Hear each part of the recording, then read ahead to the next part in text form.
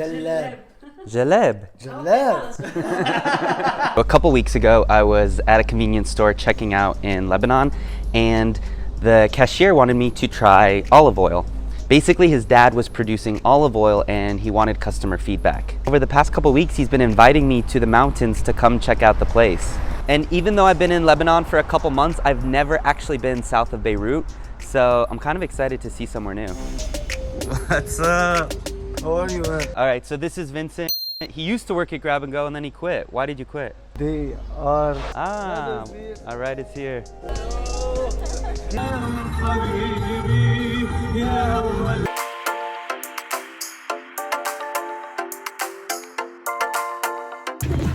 Oh my God. So there was a checkpoint where basically anyone who's not Lebanese, they have to show their ID, and in order for them to let us into this checkpoint, I had to show my passport, and they registered me as, you know, as someone who has come to Southern Lebanon. So that's the border with Israel and Lebanon. It's crazy how it goes from a cement wall and just turns into a fence. كيف صحة؟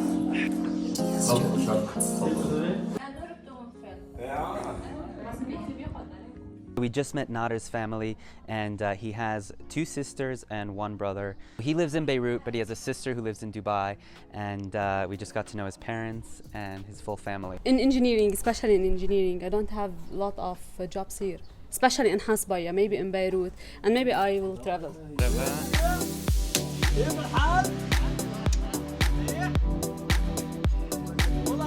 Hi. So this is Nader's grandpa. They think he's 105 years old, and he's been a farmer. He's asking me to sit next to him.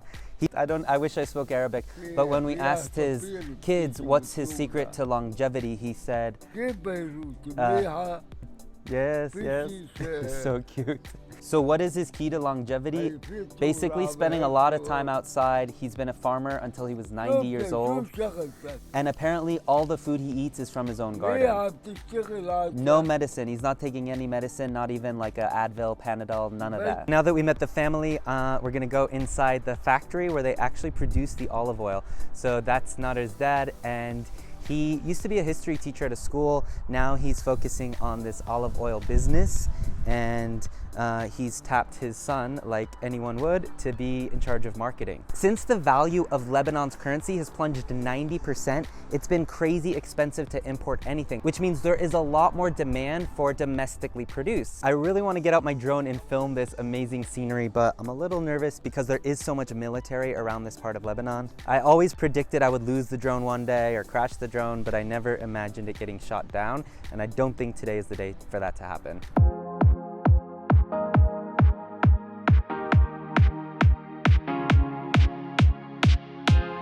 All right, I did it anyway.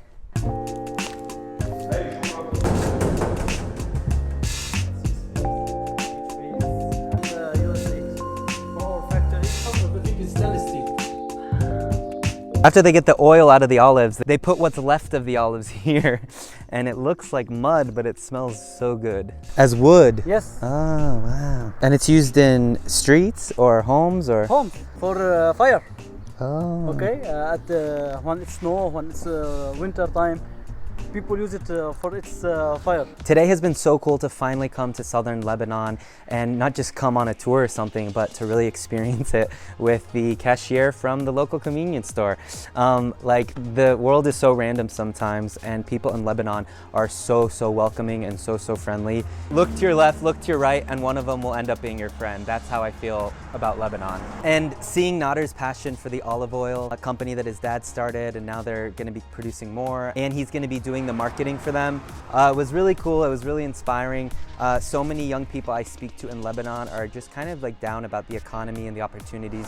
But to see somebody who is just like always happy, always has a smile on his face, just full of energy, and is just so excited about this project has been a really cool part of my journey and my stay here in Lebanon. What's up, guys? Thanks so much for watching this video. Let me know what you thought in the comments. And while you're at it, check out another video I did in northern Lebanon where I spent a day with a 25-year-old and got to know his story. It was a really cool day. You don't want to miss it. While you're at it, subscribe to my channel and find me on Instagram and TikTok at Uptin.